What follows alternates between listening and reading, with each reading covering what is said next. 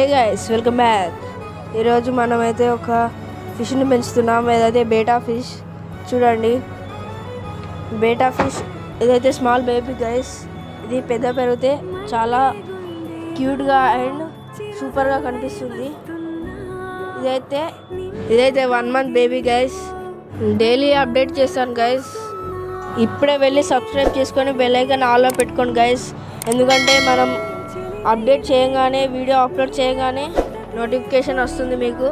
అందుకే నేను ఎక్వేరియం ఎలా సెట్ చేశానో ఫుల్ వీడియో కావాలంటే ఒక 10 likes కొట్టండి గైస్. మన దగ్గర మోలీ ఫిష్ కూడా ఉన్నది.